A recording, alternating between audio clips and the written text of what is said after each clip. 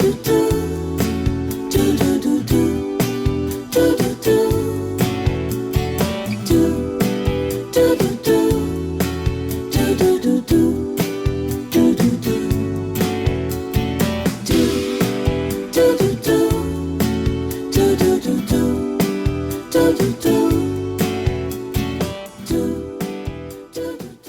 good evening, folks. How are you? Good. Well, welcome to our program about Birch Hill Dam and Tully Lake. My name is Koziol, and I am a project manager with the U.S. Army Corps of Engineers for Birch Hill Dam and Tully Lake. And joining me tonight is one of my park rangers, Mr. Larose. Hello. And a few months ago, we were contacted by the library to come in and kind of do a general overview of the dams themselves and kind of, what we do and how we do it. So my goal tonight, I have a relatively basic PowerPoint program, and what I would like to do is just go through it and talk a little bit about a brief history of the Corps of Engineers and then the Birch Hill Dams and Tully Lake dams specifically, as well as a little bit of our organizational structure and kind of how we are organized because we're a worldwide organization. One of the questions that we get asked by a lot of people, are you in the Army? And we are not. We fall underneath the DoD umbrella, big Army. We do answer to a colonel and a lieutenant colonel who sit in our district office down in Concord, Massachusetts, but we support them from the civilian side. So we cover essentially three main business lines or three primary missions. The first and foremost and the biggest and main reason why we're here is the flood risk management, protecting the downstream communities such as yourselves, Orange, and further on down the Route 2 corridor, even as far down as Chicopee, Springfield, that area. The second is recreation. As a result of the taking of land to build these facilities over time, people came to enjoy the beauty that resided at the projects, and picnic tables and other recreational type of features started popping up all over the place. And we've got Tully especially has a relatively strong recreational program. For me, Birch Hill is more of our natural kind of wildlife management area. So we've got sort of a healthy blend and best of both worlds. And then last but not least is our environmental stewardship mission, basically protecting the resources from the people and protecting the people from the resources. So those are our three kind of main missions. The Corps of Engineers in general really got started back in the Revolutionary War. Colonel Gridley was the first, engineer, head of the Corps of Engineers. Our main office HQ is in Washington, D.C. Beautiful building, and lots of political interactions going on there. Colonel Gridley was charged with building fortifications to fight against the British, and then later on, as things evolved and the Corps evolved, we became really involved in mapping kind of everything west of the Mississippi. Lewis and Clark expedition in particular is a big one that comes to mind. That was all spearheaded by the U.S. Army Corps of Engineers to make sure that the lands were properly surveyed and we had a good understanding of what lied out west. So again, Battle of Bunker Hill was a big one for us. Building those fortifications, and then eventually in 1802, Congress establishes West Point. That's where all of the engineers come from. That's where they're trained, and most of the guys that sit, our current Colonel Adelano, a lot of those guys are coming from, the West Point background. I'm graduating from there, so a pretty distinct honor. And then in 1824, Congress passes the General Survey Act, Rivers and Harbors Act. That ties back to that Lewis and Clark expedition where the Corps is effectively functioning for the federal government as the land surveyor and, you know, making sure that all of the waterways are properly mapped and identified, as well as other lands across the U.S. So how are we organized? We have a chief of engineers. He is the big boss that sits at the top in HQ in D.C. And below him, we have a variety of divisions and districts spread across the United States. And then from there, within those districts and divisions, here in New England, there's river basins. We have 5 main river basins. We have the Merrimack River Basin, the Naugatuck River Basin, the Lower Connecticut River Basin, the Upper Connecticut River Basin, and the Thames River Basin. And within that structure, there are all of the dams within those basins that are located on main tributaries of those river basins, for lack of better terms, that protect those waterways. Our infrastructure is designed in such a way to capture, you know, rain, runoff, any big weather event coming in to try to alleviate pressure off of the main stem of those, you know, bigger waterways, those bigger river watersheds or rivers. For us, it's the Connecticut River, specifically the Millers River for Birch Hill Dam and Tully Lake. Birch Hill is the primary driver. I kind of consider Birch Hill to be our muscle. There, you know, we control about 80% when we are in a flood fight. 80% of the water that's being controlled downstream from here along the Millers is happening or being completed through Birch Hill Dam.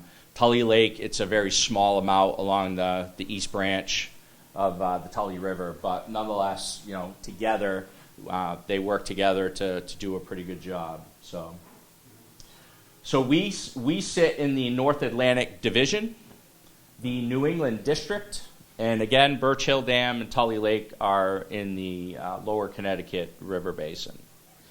Most of the dams there's a couple in southern Vermont, but the majority of the Upper Connecticut River Basin, those projects are located in Vermont. And this is just a kind of a simple graphic sort of showing the different river basins, how they're broken up, and like I said, flood risk management is our primary, you know, purpose. That's why we were built, and we'll kind of talk a little bit later on about that. But part of a network of 14 other dams along the main stem of the Connecticut, and those 14 other dams are, you know, the combined total of the Upper Connecticut River Basin and the Lower Connecticut River Basin, and we all work together. Whenever there's a high water event or a big event coming in, we haven't had a lot of rain as of late, and last year was an interesting year to say the least. But typically when we do have a lot of rain, a lot of high water, things that are going on up at the projects in Vermont have an impact on what we're doing down here in Massachusetts at Birch Hill and Tully, and vice versa. So it's a big kind of juggling act, and there's a lot of science behind it, and we have some really good engineers that understand, you know, the math and how it all works. We do as well, as we're the eyes and ears and boots on the ground, and over time, the more exposure that we get to it, the more, you know, we understand what the impact is. But it's all coordinated at a higher level through our district office. So why is Birch Hill necessary? The first storm that I'll talk about is the November 1927 storm. A lot of these, there was one in 27, another one in 36, and then in 38. And that's the primary reason why we're here. Those 3 storms had a really devastating impact on the New England area. It's a tropical storm that originated in the Caribbean, traveled northeast, landed around the Chesapeake Bay area. It pushed over into western Mass and Vermont, and really intense precip during that time frame. You can see the little statistic down below. Somerset, Vermont, 8.8 inches of rain in a day. And that's, what happens in that situation, obviously, is the ground can only absorb so much before there's just nowhere for it to go. A recent event that occurred with Cole and I was back in July of 2020, and it was a similar situation. We had been having a lot of rain, or July of 21. July of 21. Thank you, whoever said out in the crowd. Yes. It was one of these situations where the groundwater was so high, we had a ton of rain, and we had a little storm. We were tracking it, but didn't think it would make a huge impact, and it made a big impact.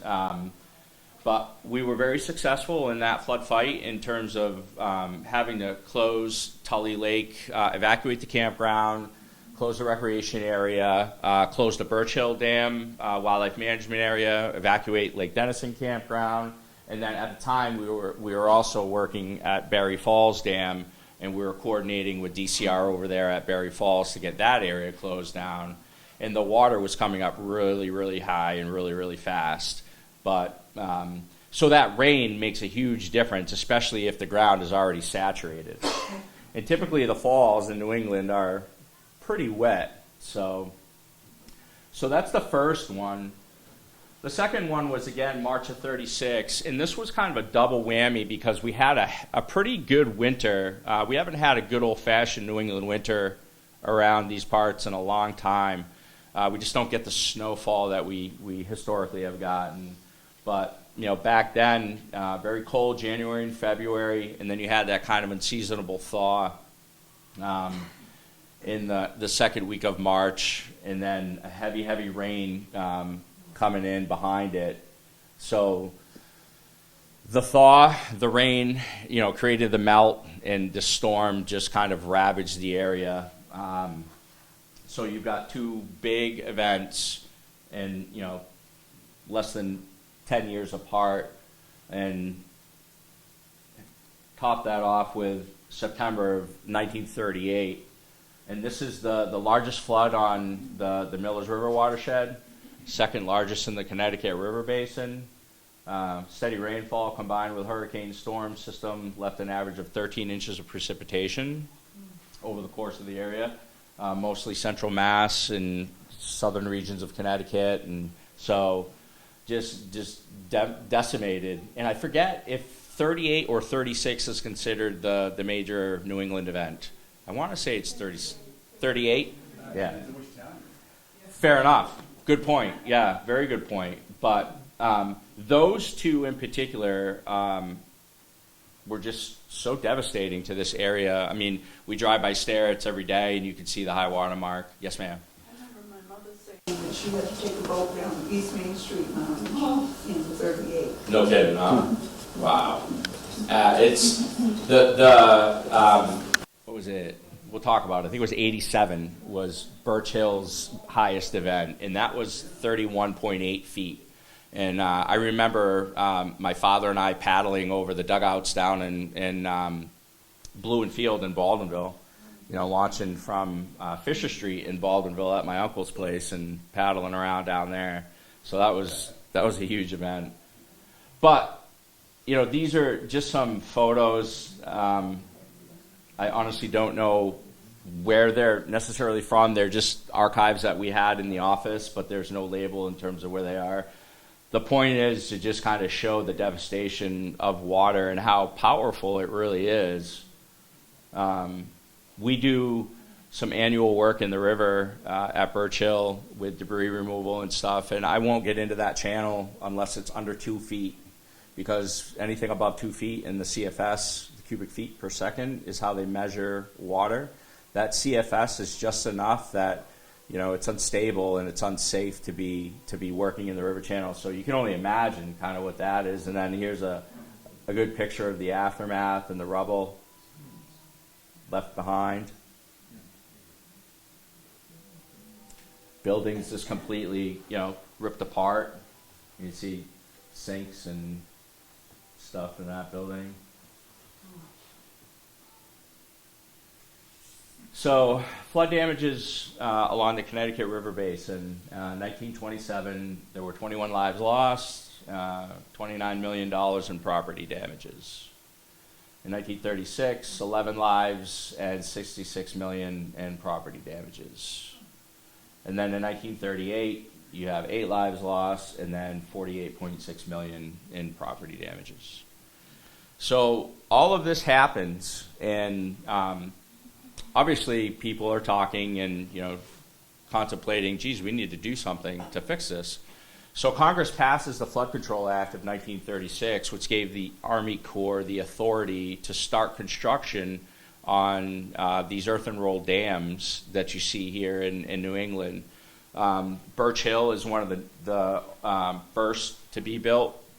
One of the first. It's not the first, some would argue, between Surrey Mountain Dam up in Surrey, New Hampshire, or Knighttville Dam.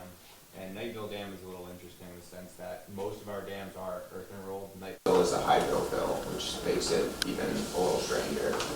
But yes, one of the little ones. Yeah, hydraulic fill, which means that they were like concrete, kind of pumping a mixture of a slurry of essentially water and sand, I believe, and to create these layers. So it was a different, kind of a different strategy. But anyway, Congress passes the Flood Control Act of 1936, which gives the Corps of Engineers the capacity to start thinking about how are we gonna fix this problem. So they start looking at Birch Hill in particular. They targeted the area where the dam is because there's a natural saddle in the lay of the land, and they figured that they could create the earthen roll dam in between that saddle. You've got Elliott Hill on one side, and then you've got Birch Hill on the other side. So there's that natural saddle. They lay the dam in there. They put the control works in, do a little rerouting of the river. There were some other pieces that obviously had to happen. The entire railroad bed had to be moved up and out of the floodplain. Old 202 was lost going into Winchendon from Templeton. So there was a lot of work that went into it, but they looked at that particular site because they felt the conditions were favorable to being able to control the water. So Birch Hill began in 1939 and it was completed in 1932. Tully Lake began in 47 and completed in 49. So Birch Hill's been in operation since 1941. Tully's been in operation since 1949. The authorizing basically public law for Birch Hill, again, Flood Control Act 1936. Same with Tully, Flood Control Act of 1936. Total cost to build Birch Hill back in the 40s, $4 million. Total cost for Tully Lake, $1.9 million. And we are located 28 river miles above the confluence of the Connecticut River. Does anybody know where the Millers River empties into the Connecticut River? Yep, you got it. So, and then I'm sorry, where is it? French King Bridge. At the French King Bridge. Okay, in Gill. Yep, if you drive over the French King Bridge and you look down to if you're heading west, the best would be if you're coming east, from Greenfield. As soon as you cross over, if you look down to your right, you'll see where it empties right in. And Route 2 essentially follows the Millers all the way down through that area, Farley Flats, Gill, all that. So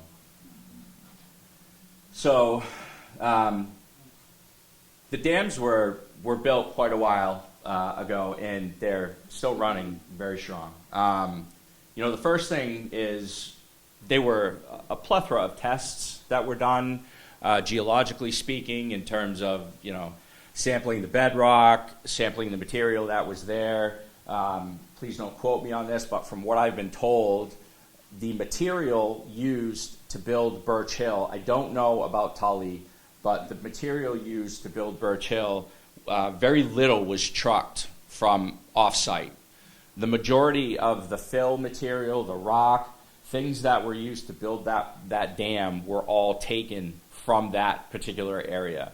So there were borrow pits scattered all throughout kind of the Lake Denison area. A lot of the riprap of the dam itself is rock that was blasted out to create the channel for the control works. So pretty cool stuff. But the first thing was, create the inlet channel, create the place where we're going to put the gatehouse, which is our control works. They had to build a coffer-dam to kind of reroute the Millers River. How many have been up to Birch Hill? Awesome. So when you're driving across the dam and you see the river kind of make that sharp bend coming down into the gatehouse, it used to just come straight through the field. And then if you look on the downstream side of the dam, I call it our backwater channel. That's the original run of the river. It's always wet. There's actually a really nice cranberry bog on that upstream side. Don't tell anyone I told you. But it's you could just see where, if you really look and look hard, you can see where the original channel comes down through that field. And so it begins. They start blasting material, moving things along to kind of create the inlet and the outlet. And here's a good picture of this is the cofferdam. And you could actually still see that. That was I call it a cofferdam, but I think they were also using it sort of as a bridgeway, because a lot of the borrow pits are out in this area off of River Road and Goodnow Road. The Division of Fisheries and Wildlife used to have a shooting range out there, and that's this was many years ago now. It's since been closed and reclaimed, but just for reference, that's where a lot of the material was borrowed from. But so the river used to come kind of straight through this field, and here's the railroad bed. Here's Elliott Hill, and so they're creating that channel for us, lining it with the blasted rock. All this rock coming down in that's armored, that slope was all hand placed. And here's a good picture of them. This is kind of right in the actual inlet coming down in, and you can see they're creating the forms. They've got the gate rails in place, and they're creating the forms to pour the concrete in and around those. To kind of we've got 4 gates.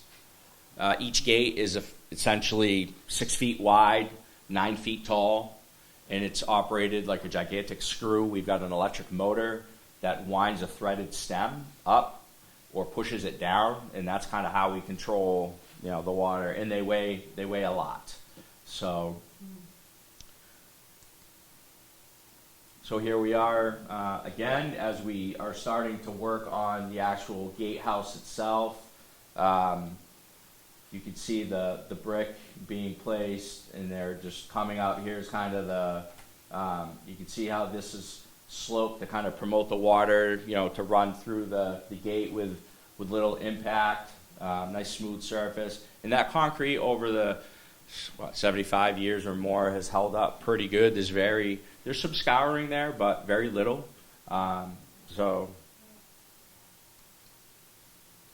And then we're looking at the dam here, and what they did with the earthen rolled dams is they would lay down these very fine layers of sand and clay mixture, and then they would compact it like layers of a cake. They would just keep rolling it out, compact it, roll it out, compact it.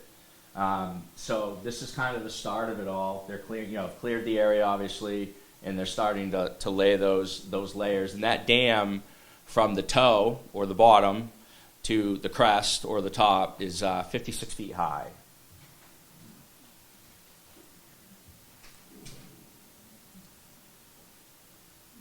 Just more pictures. Here's a surveyor making sure the elevations are correct. Again, Elliott Hill over here, railroad bed.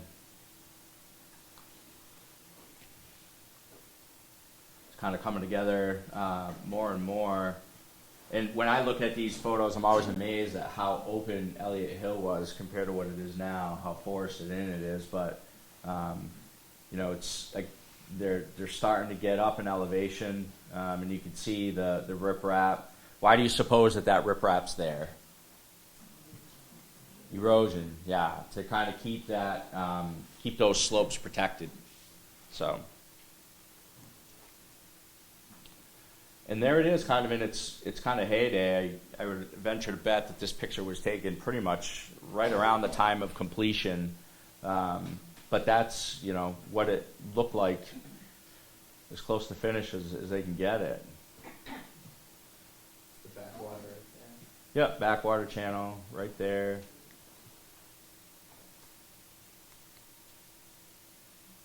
Just putting the final touches on the gatehouse, and you could still see the drill marks and the bedrock along the from where they cored to put the dynamite, so they could blast the ledge material out of there and stuff. So pretty good stuff. It's a actually really cool perspective when we're in there. Kind of gives you a different feel for the project itself, and a greater appreciation for the engineering that, you know, went in behind it, and, you know, how they were able to accomplish what they were able to accomplish. And there it is completed. The major difference I would say today is these windows were all mortar bricked in, so we don't have those nice tall glass tile windows anymore. And that was done, I think, sometime in the early 80s. And then this was the dam tender's house. Back in the day, you were a jack of all trade, master of none. You know, natural resources wasn't a thing for the Army Corps. You know, back in those days, when you were hired on to work here, you lived on site, and you were a dam tender. That was, you know, your official title. And if something broke at Birch Hill Dam or Tully Lake Dam, you were the guy. You and your crew had to, you know how to fix it and do all the maintenance on it and stuff like that. So, you know, and again, they used to live right on site, you know, up until, I want to say, the mid-late 70s, maybe early 80s for most places. So still looking good today. So that's 87. That's our highest recorded pool. That's, again, 31.8 feet. That's 80% of our storage capacity. So right here is the main spillway. Birch Hill is unique in the sense that the spillway is not attached to the dam itself. Do you guys know what the spillway is and what its function is? So the spillway is essentially the pressure relief valve for the main stem of the dam. So when you drive over Tully, if you're heading on Route 32 from here, you'll drive right over the spillway bridge, and the spillway is typically set lower than the crest of the dam, with the idea that it's going to spill over. Anything uncontrolled is going to spill over the spillway before we have a catastrophic failure on the main stem of the dam itself. Where most spillways are attached to dams, Birch Hill is unique. It is not. So do you guys know where Beaver Pond is? Or growing up, it was Little Quabbin. So that's our main spillway area. We actually have 3 spillways at Birch Hill. There's the main spillway, which is about 1,400 feet in length, and then there's 2 smaller auxiliary spillways, and those would be down in this area if you were traveling Swamp Road heading back out through the Royalston area. Excuse me. Yes. Could you tell me what the CPS again is? CFS? Cubic feet per second. Yeah, cubic feet per second. That's how they measure the flow of water. And what was it? Did you have a number for it? What the outflow? No, not on this. The stage, the pool height itself was 30.8 feet. Okay. 80% capacity. It was 80% of our storage capacity. Right. Yes. Were the gates fully open at that time? I've never looked at the historical record, to be honest with you, sir. It's unlikely that they were, because there was a lot of stuff going on downstream as well. I know that the staff at the time, the gentleman that hired me, a gentleman by the name of Jim Bacon, he was one of the originals, great guy, and they were running 24-hour shifts. They would do 12 on, 12 off, so they had 24-hour coverage. And that, at that point in history, they'd never seen water like that before. So part of what they were doing, daily patrols and inspections, and taking copious amounts of notes in terms of where's the water, you know, in relation to the pool. But it's very unlikely that they were wide open because there was so much stuff going on downstream as well. You know what I mean? And again, yeah, I mean, also thinking about the spillways. You mentioned the spillways. Were they were helpful at that time? they were. You can see right here. So if we were going to spill, we would actually be spilling this way and back into the channel. That So happened. we have water on the main spillway, but it's perfectly fine, no issues at all. I've never seen water there. The highest pool I ever have witnessed was in 2005, October of 2005, and that was around 25 feet. So what level is the spillway at? That's between 25 and 31.8. the Birch Hill spillway, the main crest of the dam is 863. I think it's inverted or mean sea level, and then the spillway's elevation is 853. The spillway was not activated at that time. It did not hit spillway. We were at 80%. If we're at 100%, that's when. Oh, it doesn't start kicking It in. would, yeah, it would spill over before Uh-huh. we even got to 100%. Right. That's the idea. Right. And it's not gated, so you can't vary. No, there's no control on it at all. That's why they call it an uncontrolled flow. Uncontrolled flow. And we operate as a run-of-river project. Tully Lake was originally a run-of-river project too, and what that means is typically what you see is what you get. We have no restriction. I shouldn't say very little. We do not restrict the flow of the river unless we absolutely have to. The only two times that we do any sort of gate operation at Birch Hill is for the Athol River rat race. We provide the recreational release for the rat race. That all happens through us. Yeah, you're welcome.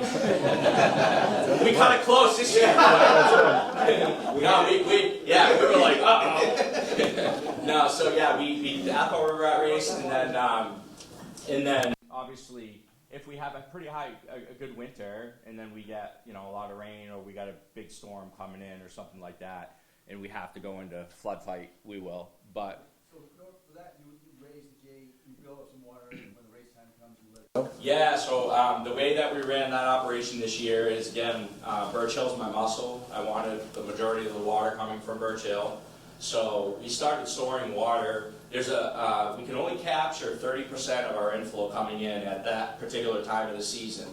This stuff is all coordinated and approved through the United States Fish and Wildlife Service. So I think sometimes the misconception is that, what do those guys do? They're just doing whatever they want, and we are not. We have our rules of engagement that we have to stay in, and we do a very good job of making sure we stay within those boundaries. So we did the math, we figured out the projections using the tools that we have at our disposal. So we started building the recreational release pool way back in the 1st of March to have it ready to go for, was it April 8th this year or 11th? 8th. So we could only capture, like I said, 30% of our inflow, and it was tenths of a foot at a day, and our target pool was 13 feet in order to be able to provide you guys the water that you needed for the race. So, yes? Where the Larose River dumps into the Connecticut, just south of the Kingville, right there is the deepest part of the Connecticut. I think it's about 100 feet deep. And of that leg from Turner's Fall to Vernon, probably 17 miles, I'm guessing. Do you think, because the Larose River is dumping right there, and of course the river takes a right-hand corner going south to west, do you think the Larose River Dam is creating the depth at that point? Scouring that out, Scouring remember? it out? It's possible. I wouldn't say it's the only main contributing factor. I'm sure there's other things going on there, but, and it all depends too on what the flow is. You're gonna have some pretty heavy flow, which we typically don't, all the time anyway, you know, to be able to scour a channel out like that, but maybe over time, I don't know. Yeah, I can't say yes, I can't say no. The banking's on. Yeah, it's a really steep canyon right there. Steep. Yeah, so is that determining for deeper water? Not necessarily. I guess it just means, you know, that over history, you know, the river is just scoured down through that bedrock that, you know, or eroded away at that channel, time and time again. I mean, the mill is a small fraction of the Connecticut at that point. It's a very small fraction, yeah. What would you, could you put a CFS on the Miller's River over time, or is that data available somehow? I'm sure it is. I wouldn't know. The USGS has websites that you can look at for that. In terms of an average, you know, daily CFS for us right now, I mean, the river, what was it this morning, 2 feet? Look low. It was looking a little low.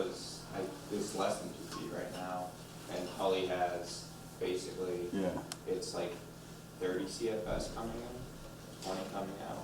Birch Hill again does the majority of the work. I mean, it's not uncommon to see Birch Hill during an actual wormhole of water Cubic feet per map, like that. 2,000, a lot for Tully is like, what, 800 is channel capacity for Tully Lake, but we don't ever exceed, we can't.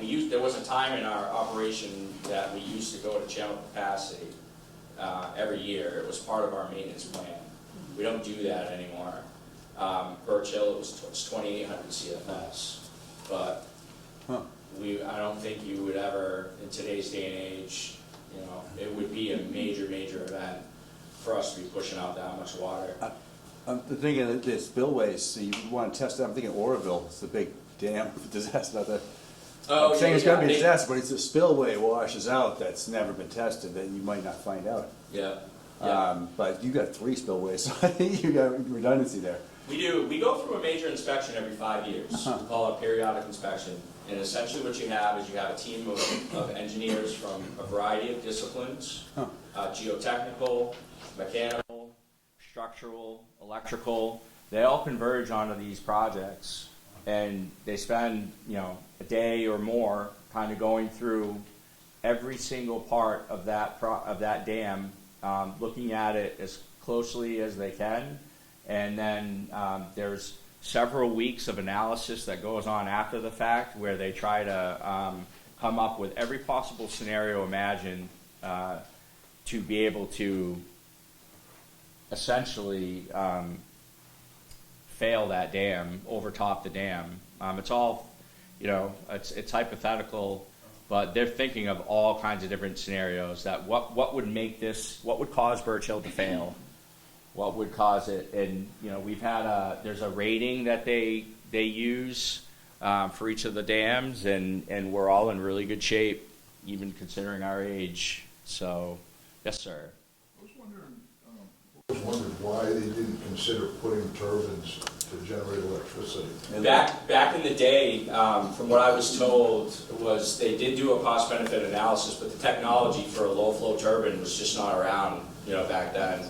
Knightville actually has a penstock. They built the penstock in, but decided that it, you know, wasn't worth it. So, you know, on average, I mean, I've spent the majority of my career at Birch Hill, but 100 CFS, or, you know, outflow, it's not much. Sometimes, especially in late August, you know, you're 40, 50 CFS. So the technology could possibly be, you know, I'm sure it's there today, but it seems like solar is the better option for some of that. Yeah, I noticed that they did quite a solar array up there. We did back in 2018. Yeah, sustainability is a big thing for the board these days.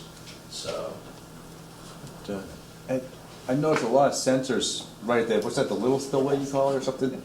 There, and pipes and stuff. You gathering like crazy amount of data that's being Yeah, crunched those are our piezometer tubes. Yes. So with every earthen rolled dam, there's a natural amount of seepage that's going to happen. Could you spell that? Sorry, you said Piezometers. Piezometer. Cool, thanks. You're welcome. So that's all part of the infrastructure that we use to monitor, to make sure that, the structural integrity of the project or the dam itself is sound. And there are target, pool levels that will trigger daily inspections for us, sometimes multiple inspections for us.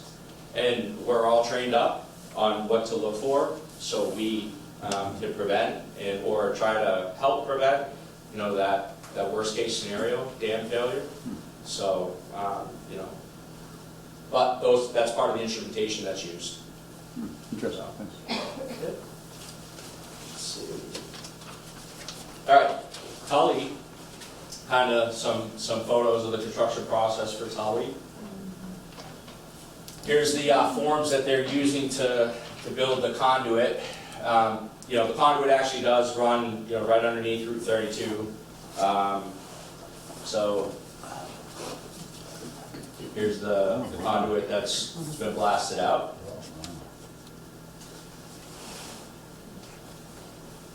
Here's a picture of the, kind of the intake channel coming down in with the wing walls, trash rack, emergency gate slots, and then the gate slots for the two main flood control gates.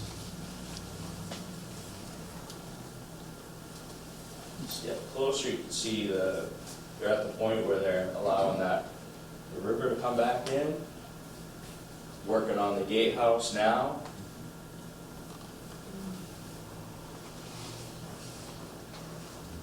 There's the East Branch and kind of the reservoir area. Back in its original heyday, Tully was a dry bed reservoir as well. And again, that just means, we're not storing flood water. There was no lake. It's basically what you saw is what you get. The river comes, the river goes. There's no restriction on it at all.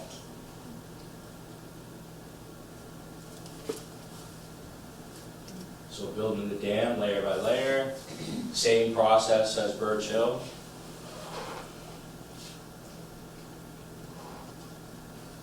And then this is cutting out the spillway channel and getting the spillway piece together. And again, that spillway acts as the pressure release or relief valve for the main stem of the dam.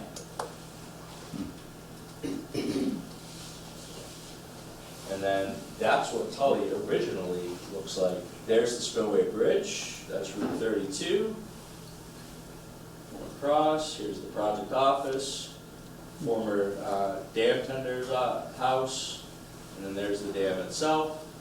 And then this would be the upstream side of the dam, where the lake is now, and then here's the downstream side of the dam. Is that Packard's Pond? Yeah, Packard's Pond is down there, yeah. That's not it right there, no, it's a little further down.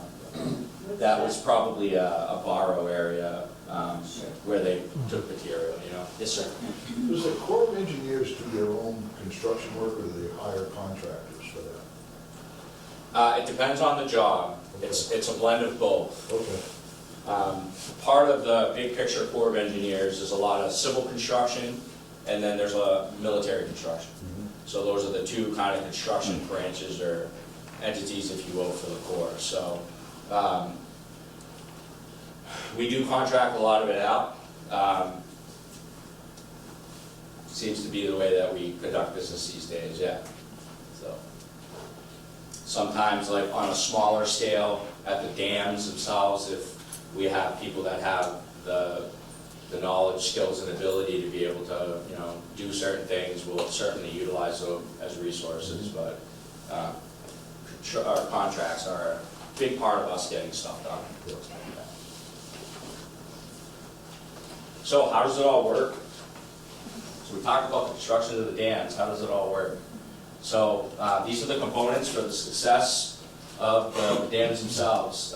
You've got the earthen roll dam. You've got the spillways. Then you've got that inlet and outlet work. You've got the gatehouse, the storage for all those floodwaters. Our engineers that I talked about earlier in the program that help us out are the reservoir regulation team guys. And then we have our weather instrumentation. We've been a partner with NOAA for over 50 years. Every morning at 7 o'clock, we take the weather readings, the previous 24-hour high, minimum temperature, and current temperature, as well as any precip that's recorded, and then obviously the data relevant to the pools. So, and then us, kind of working to piece it all together. I kind of consider us to be the middlemen. We are sort of the vehicle that gets information from the powers that be up here in the agency, and then down below to our partners and communities, you guys. Just making sure that everybody's in the know and understands what's going on. So again, the dams. This is Birch Hill, impervious core, compacted earth fill, rock slope protection. Birch Hill itself is 1,400 feet in length. The spillway, again, unique. It's not tied to the main stem of the dam. And then there are three in total. So you've got the main one and then 2 auxiliary. Total is 1,190 feet. It's rare, but not unique. You said unique? I call it unique, but yeah, Wow. sure, rare is. No, I have no idea actually if it's unique. That's Yeah, I kinda call cool. it unique. It's It's a just the word plus. that comes Yeah, it's to a my plus. mind. But yeah, rare is. It's not often that you see a spillway not attached to the dam. Gotcha. So. Then you got the inlet and the outlet works. Basically, the control. No different than filling up the bathtub. You can only fill it up so much before it spills over, but you've got your little stopper in the bottom there, and you can open that up to let water out, or plug it up to keep water in. And that's what our gatehouse does. So again, run a river. We're typically running. The river's coming and going with no restriction on it. This picture right here was taken during a flood event when we did have water behind the dam. So you're typically not seeing kind of that white water rooster tail action going on. And then the gatehouse itself, we've got 4 gates, electrically controlled. Some of the dams down in Connecticut are all hydraulic. There are some projects that have kind of a cable system. But ours are a mechanical kind of electric motor with this is the stem, the threaded stem, and what that does, this is a gate actuator. There's a bronze nut inside that actuator that the motor turns to line the stem up or push the stem down. And then here's the weather instrumentation. This picture's a little dated. We don't have this out there anymore, but this is all the instrumentation that we would use to get the weather readings in the morning that I was telling you about. And that all gets reported to Taunton every morning. So fun fact, in April of '87, 2 storms dumped over 6 inches of rain, raising the level at Birch Hill to 31.8 feet. Long story short, that dam saved communities downstream over $9 million in damages just from that storm alone. And I know that's many, many years ago now and not very current, but the point is that we do have an impact in terms of keeping people safe and protecting lives and property, and so we do our best to make sure that those projects are well taken care of and well staffed, well maintained. So I think that will open it up for questions. Yeah, I was asking a question. Questions? Yes. Were there any houses taken in Tully to make the dam? Tully, I'm not sure of. I think at that point, ma'am, a lot of the damage had already been done. I know that we have a lot of what we call field land. So the government came in and, eminent domain, they bought the property from the families. A lot of the families were old farm families, stuff like that. And we either own the property outright in fee, or we have a flowage easement on that property, which effectively gives us the right to put water on the property, but we don't own it. So, Right away. yeah, kind of like, yeah, it's a good way to put it. So, but I don't know, I don't know the answer to that question, to be honest with you. Birch Hill. Birch Hill, to my knowledge, no. There were no houses that were torn down or anything like that. Like I said, I think at that point, you've got the event 27, then 36, then 38. And talking with some of the older generation in Royalston that remember, the area was just completely devastated. I think building was happening because there was so much wood available. Sawmills were popping up left and right from what I was told, but to my knowledge, please don't quote me on it, but yeah, to my knowledge, I don't think any houses were torn down or taken.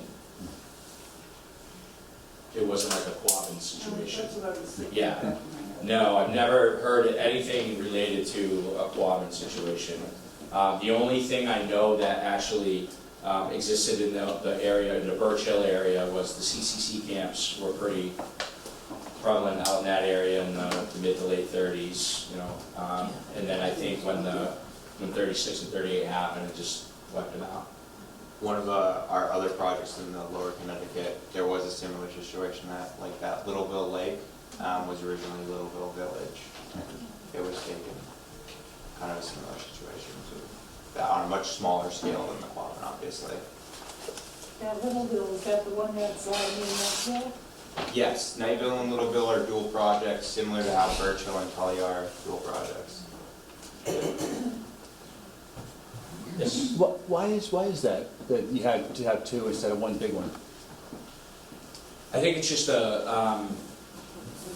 I guess I would say the science behind it in terms of, going back to kind of the natural saddles in the land and figuring out where they could control it. I don't really know, I've never really dug deep into the archive to try to get an understanding of, why they would have, built the two. My simple brain just kind of equates it to, this looks like, we need to control this. This area looks like it would be a good spot to put the dam and the control works in. So, yeah. Yeah, I don't know for sure, but normally with the dual projects, at least with us, Birch Hill was built first, then Tully was built well after, and same thing with Nightville, Littleville. Nightville was built first, and then Littleville, so it may have been more information that they got later on. Yeah, I don't know what the grand plan was, to be honest. Cool, thanks. Yes. Is the deep cut area at Birch Hill part of the old railroad bed, or is that part of the water overflow? Is the what? The deep cut, What's, when they drilled through it, behind the parking lot or where the road, Yeah. there's a place up there. oh, that is actually the old, that's your old trolley line that went from North Adams, Massachusetts, all the way out to Lunenburg. Wow. Yep. Yep. So that was there, that, again, that was all devastated by the storms in 27, 36, and 38, but yeah, that was the trolley line from what I've been told. And that ran from North Adams, Mass, all the way out to Lunenburg. Leominster or Lunenburg, one of those. But, yep. And then if do you guys know where King Philip Rock is? So, it's River Road, but that is same thing, that's all part of that line. Yeah. Yes, sir. So in the 80s, during the winter one time, there was a release of water and it took the ice off the river. And coming down through the channel there were chunks of ice as big as cars, and took the dam out upstairs, knocked over the hydro dam. How do you control that from not taking the ice off the river?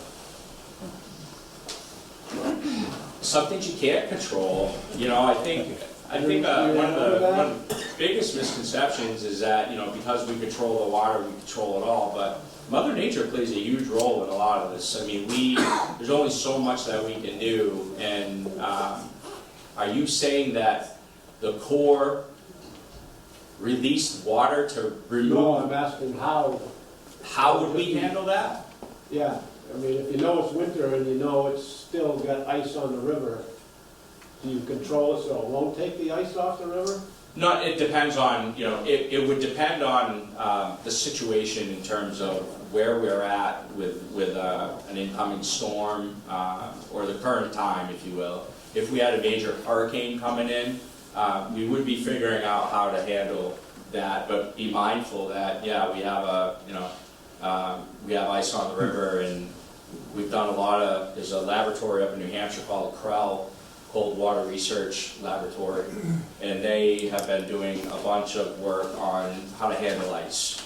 I'm sure many of you can attest to back in the early 2000s, the ice dam that occurred right along Exchange Street. Right. Yeah, so, you know, we were shut down. I mean, we had, our minimum aquatic base flow is 90 CFS at Birch Hill. And what that is that is the minimum amount of water flow that we can have going through to allow for the fish and the plant life, you know, in the river to be able to sustain itself. So that's relevant to the oxygen levels in the water. We can't turn the water off completely, so we have to maintain a certain amount of flow. And back in 2005, when that ice jam happened, that was a result of what they call frazzle ice. And what frazzle ice is you, unfortunately here in Athol, I say unfortunately, but I don't mean it, you've got Starrett and it was LP Athol at the time, I don't know what it is now, but you've got those two industrial dams that water spilling over. We had a very cold, you know, snap during that time frame. That cold air is mixing with that water and it's creating a slurry in the river, and it blocked the section from the Exchange Street Bridge all the way down to the Main Street Bridge solid. Just blocked it up with ice. So there was very little that we could do other than we shut down to our minimum and just hoped for Mother Nature to kind of lend us a hand. I remember being the ranger there at the time and talking with some of the engineers in the Concord office and people from the CREL laboratory, and we needed to keep a little bit of flow. Even though it's kind of intuitive, cold water does melt ice. If you keep it going enough, it'll eventually erode away, and that's what our hope was at that time, was that we could have enough flow going through that area that it would eventually, kind of recarve a channel out to open it up and start pushing that ice downstream. So. And then it happened recently too, I want to say back in maybe like 2015, 2016, I think, but anyway. If we had a situation like that, sir, we would be, working with engineering and trying to figure out what the best solution and path forward is. I would be talking with the, your EMS services, whether it's the fire chief, police chief, and trying to figure out what the best, solution is. What can we do on our end, to try to help you guys? So, does that answer your question, more or less? I know at that time, you talked with, or the Corps of Engineers talked with the owners of the other dams and coordinated what you were doing with them. And it just, is that something that goes on routinely in storm situations? Yep. You still do that? Yep, all that stuff is taken into consideration, part of our daily or routine practices, I would say, standard operation procedure for, major events like that. They need to, we impact them, they impact us, so, we are trying to be mindful of, each other's operation and how we're doing things, so, yeah. Yes? You mentioned cleaning debris out when the water's low. Yep. How often do the gates or screws need to be maintained for grease? We do that every year. So, we have a contractor, third-party guy come in, who's very knowledgeable in that field, and he comes in and he does a complete inspection and lubrication. It's a multiple day effort. where we're climbing down into the inside of the gatehouse. There's service wells that we can get access to the stem and the gate. And, you know, we're working with him to make sure that everything is as it should be. Everything runs smoothly. It's lubricated well. The voltage is all testing out properly. The limit switches are all tested out and good. Looking for wear and tear on the actuator and drive nuts and stuff like that. So that's done annually, and then we get a report, and we utilize that report to our advantage, you know, to kind of figure out long term, hey, what do we need to kind of start thinking about in terms of maintenance and stuff like that. So, yes, sir. Yeah, on that, I don't keep people here too long. But on that point, there's two things. Would you ever consider letting people see inside the gatehouse? Inside of the gatehouse. Yeah, and also the other short question is, it looked like it had a manual backup. If the electric is out, can you get out there and crank it? You two guys like pull it hard or what? Yeah, I wouldn't want to be doing that, to be honest with you, but yeah. Yes, there is it Does does manual have backup? the man, just in case. We have emergency backup generators. We need to maintain 100% operational status no matter what. And so, you know, God forbid we lost emergency power, we would have the capacity to manually open and shut those gates. But the gear ratio is ridiculous, and I wouldn't want to sit there. I'd be cranking for an hour to turn it a couple tenths of a foot, you know what I mean? So, yes. Is this debris that people throw into the? No, it's just, you know, you think about the forest in general. Just when we, you know, our watershed up at Birch Hill is it's 175 square miles. So when we bring that pool up, it's picking up, you know, basically organic vegetation. Yeah, trash does come down, but the majority of what we're cleaning up is it's typically done in August when it's safe to get into the river. We have a log boom that it stretches across the mouth of the inlet channel, and that catches any sort of floating debris, trees, grass, you know, big clumps of grass mats, stuff like that. So then we pull it all out of the channel. Some of it we clear out with a crane if we have to, if it's too big. So just make sure that, you know, and it's an opportunity for us to take a look at the cabling system for the log boom and the booms themselves and make sure that they're, you know, in good shape. So, yeah.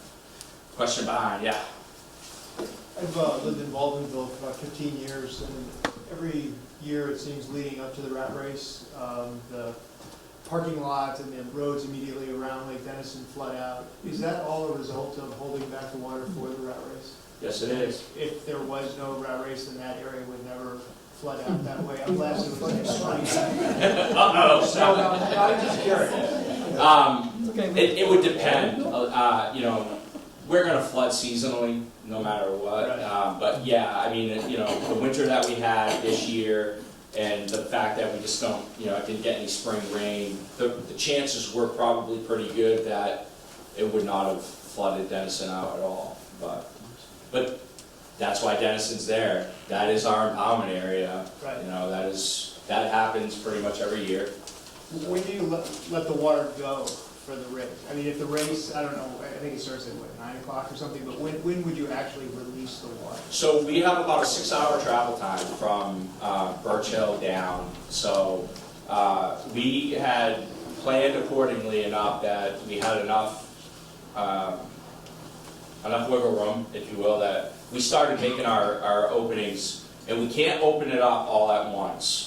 Just like we, you know, again, going back to the rules of engagement, we can only release so much per hour depending on the season and stuff like that. So we start typically Friday afternoon, and over the course of a 5 to 6 hour period, we slowly make those releases. That way there, you're not seeing an entire wall of water coming down and wreaking havoc. It's, you know, in theory, it's just a nice gradual rise in the water level. But yeah, this year was funny as I'm getting my feet back underneath me at Birch Hill. I was up at Birch Hill at 3 o'clock in the morning trying to make up some difference because I drastically underestimated some things. So, but you got your water and all. I heard good things. I hope good things. But yeah, it's. Excuse me, do you normally give us a release the week before? Because it seems like we prefer the river rat race, so we can prefer the river rat race, we get great water. And where did it come from? It did not come from rain. And we always thought that you give us water before it just, No. like a test run for you guys and for us. No. No. No. It's just a coincidence. Could be an uncontrolled from somewhere, you know.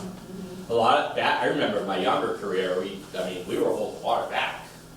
You guys want 1100 CFS, you want this at 1 foot down there on the bridge, and you know, there was so much rain and the winters were so good back then that we would have to hold water back to make sure it was safe for you guys to paddle. Yeah. Good stuff. Any other questions? Very good. Well, again, my name is Zach, and